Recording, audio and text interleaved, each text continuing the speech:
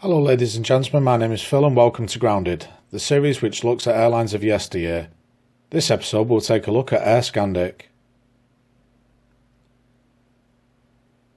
I'm going to be honest, Air Scandic had a very complicated setup, as you'll find out during this episode, and it made researching the company a lot more challenging than most, especially considering that I've been unable to obtain any official documentation whatsoever.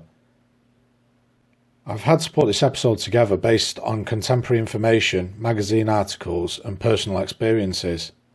Air Scandic was infamous during its short life, and I feel that not to cover it would be a shame. I just hope that this episode leaves you all satisfied. So let's take a look at Air Scandic. This was an airline of many names, Air Cordial, Lapland Air among others, but was publicly known as Air Scandic. Launched in 1997 when operations to begin in May 1998, Air Scandic was headquartered in the UK tax haven of Jersey in the Channel Islands, and they had our operational bases at Manchester and Newcastle. Initially, Air Cordial would piggyback on the Air Operator Certificate of Air Foyle, a UK company which in the 90s would help new airlines starting up. These included Sabre, Virgin Express, Debonair and now the not-so-small EasyJet. Two Airbus A300s were brought in from Finnair, with the first arriving in April 1998 in time to do crew familiarisation flights. These two A300s were fairly young models, built in the mid-1980s, but were considered oddballs as they were the only two remaining in service with a two-crew flight deck instead of three crew on the standard A300-B4. This wasn't an issue at first, but would later become a big problem for the airline. The aircraft were on a 5-year damp lease from Finnair, who themselves had inherited the aircraft from Car Air. Monarch Airlines, who operated a fleet of 4 Airbus A300s, would do the daily maintenance on these, with Finnair doing the heavier work when required. Prior to joining Air Scandic, Finnair spent over £3.5 million on extensively refurbishing the two aircraft, or at least that's what the Air Scandic website said. The pilots were from Finnair, while the cabin crew were hired by Lapland Air. They would work under the Air Cordial certificate, and just to add another layer of confusion, they were effectively subcontracted from Lapland Air, though by all accounts the cabin crew were all very professional. Air Scandic would officially start operations in May 1998 using both A300s from Manchester Airport. One of the aircraft would spend summer 1998 operating for Caledonian, bringing the fledgling airline a steady source of income. The other aircraft would serve several popular Mediterranean destinations on behalf of various independent tour operators and a fairly new company known as Freedom Flights. Initially, Air Scandic had a fairly simple and bland livery comprising of basic Finnair colours with Air Scandic titles and a swoosh type logo. They would soon change that to the more familiar Sunburst livery. This was hardly easy on the eyes, and it really did look like someone went a bit crazy with the clip art, especially with the web address added later on. Joking aside, I sort of liked it. It gave the airline a bit of character, though Air Scandic was hardly lacking any of that. In 1999, Air Scandic took on another widebody. This time it was a Lockheed L1011 Tristar, and would be used to provide additional capacity as Air Scandic had picked up more ad hoc flights such as those for sporting events and last-minute subcharters. This Tristar was operated by the airline Air Touras, not to be confused with Manchester-based Air Tours. This particular Tristar was the first ever wide-bodied jet delivered to a European charter airline when she was delivered to the UK's Court Line in February 1973. The Tristar would only stay with Air Scandic for the summer season. It was expected to return the following year, however once it was flown out to Abu Dhabi for a heavy check, Air Touras couldn't pay, so the airframe stayed abandoned until she was finally scrapped in 2006. This was a sad end to an airframe with a bit of history. By the year 2000, Air Scandic had started selling flight-only tickets from its website, though the selection of destinations at this time was limited to Barcelona, Larnaca, Malta, Paphos and Thessaloniki. 2001 saw Air Scandic operating a regular service to several popular destinations from the Canary Islands to the Greek islands and Cyprus.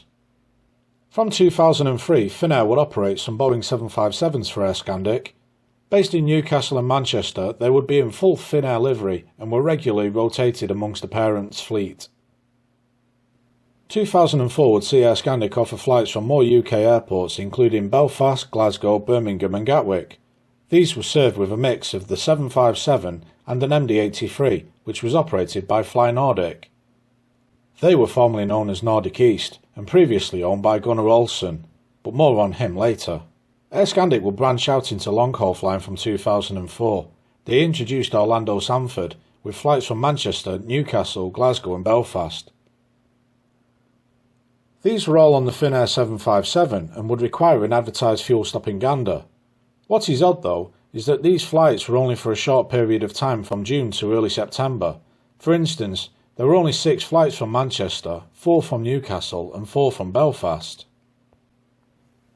As I said earlier, the 2 Airbus A300-B4-200 FFs were pretty unique, and come 2004 there were the only 2 left as the other 9 built had been scrapped. There was only one simulator for the type, which was being withdrawn due to costs. This presented a dilemma, as without a simulator, new pilots couldn't be trained on the type, and existing ones could no longer perform their annual sim exams. The 2 A300s would continue with Air Scandic until December 2004, when they found new lives elsewhere. With the A300s gone, Air Cordial no longer had a purpose, and they requested that their licences be revoked in November 2004. The Air Scandic fleet would now be built around the McDonnell Douglas MD-83. Finnair had operated the odd one once or twice in lieu of a 757, and Fly Nordic had also helped out, but ultimately it was Viking Airlines which would be their ill-fated carrier of choice. Viking was an interesting airline. Based in Sweden and operating 4 MD-83s on various ad hoc flights, they would now be using 3 of them exclusively for Air Scandic. Air Scandic would go into 2005 with ambition. They would now have 3 757s damp leased from Finnair, these would be based at Manchester and Newcastle, then a mix of MD-83s split between East Midlands Airport and London Stansted.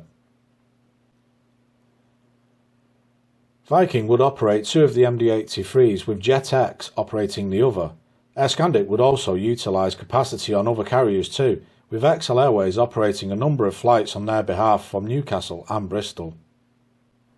There were even rumours that Air Scandic were going to take a DC-10, with G-BYDA being recently retired from My Travel Airways, though it turns out there wasn't much life left in the airframe, and Air Scandic certainly couldn't afford to overhaul it. It was at this time that Air Scandic went from one of the most punctual charter carriers to the worst placed of the lot. The Viking Airlines MD-83 fleet was causing immense trouble in the East Midlands, with delays in excess of 8 hours becoming an almost daily occurrence. On one day alone in August there were 2 flights that were indefinitely delayed, with another 8.5-hour delay, another one delayed for 9 hours, and one which had a staggering 11 hours and 45-minute delay. Air Scandic did try to keep things going. At one point, spotters at East Midlands Airport had been treated to a variety of airlines, including Air Slovakia, Sun Adria and Dubrovnik Airline. Sky Service of Canada eventually joined the fray with an Airbus A319 on wet lease from July onwards, but by August their East Midlands operations had had that many severe delays the media were getting involved. It was probably the flight with the 25-hour delay which did it, resulting in a local television news from the BBC and Central Television to cover the story, and certainly didn't give Air Scandic any good publicity. On September 15th, Air Scandic were booked to operate an ad hoc flight from Liverpool to Bucharest. The flight was specially arranged as a football charter to take Everton fans over to Hungary for a UEFA Cup tie. The aircraft never turned up. It turns out that Air Scandic had very quietly folded the night before. Viking Airlines pledged to bring in another aircraft, however it never came. I don't know if the Everton fans made it, but considering they were on the receiving end of a 5-1 drubbing, it may have been sweet relief to be stuck at Speke Airport. It seemed that Air Scandic just disappeared. If it wasn't for airports full of passengers waiting for delayed flights, it would have been like they'd never existed. Due to the complex nature of the setup, things worked out better for the passengers than would normally have been the case. The flights still went ahead as per their schedule and operated by their respective aircraft owners, but now with a variety of new flight numbers.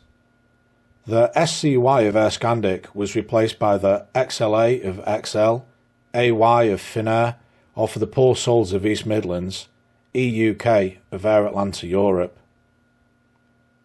These flights continued until the summer 2005 season had concluded at the end of October, and that was that, as they say.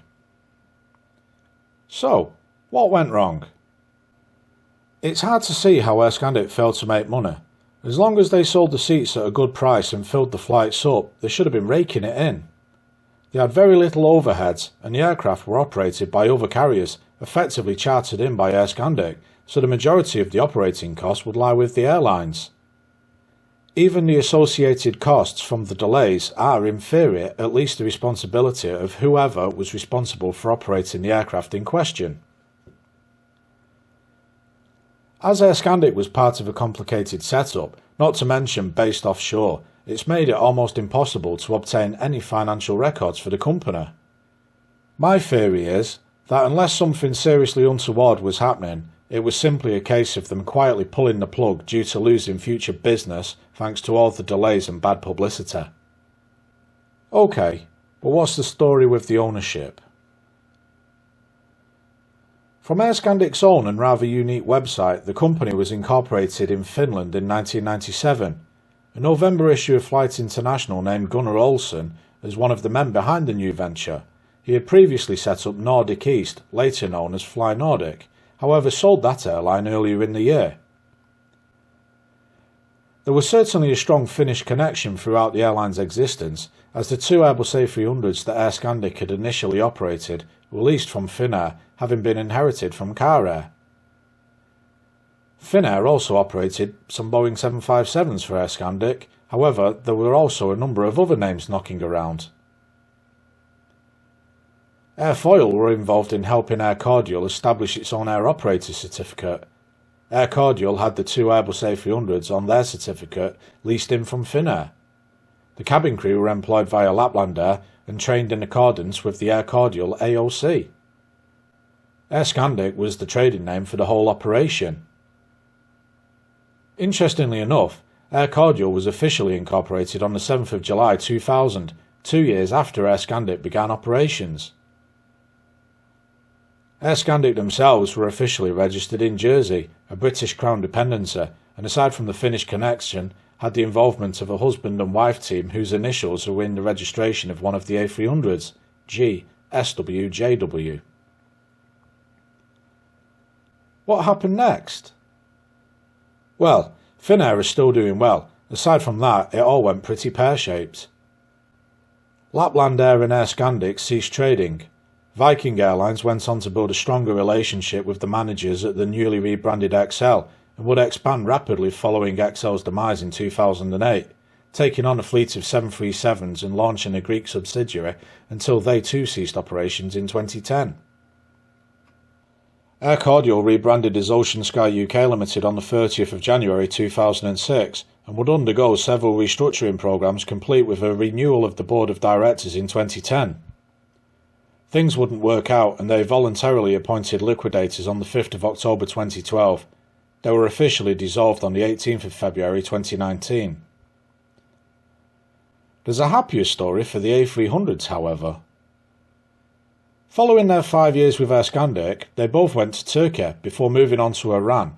One was finally withdrawn sometime around late 2013, and unbelievably, the former G-TTMC is, as of February 2019, still in passenger service with Iran Air.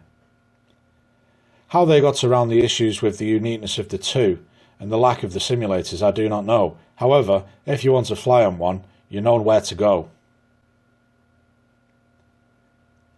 The Air Scandic name nearly made a comeback in 2018. The Swedish-based NextJet ceased operations on the 16th of May 2018 and was subsequently acquired by the Olsen Group. The new owners were planning on resuming operations the following month under the new name of Air Scandic. Notice I'd said, nearly made a comeback. The airline never resumed operations. Until next time, thank you for watching.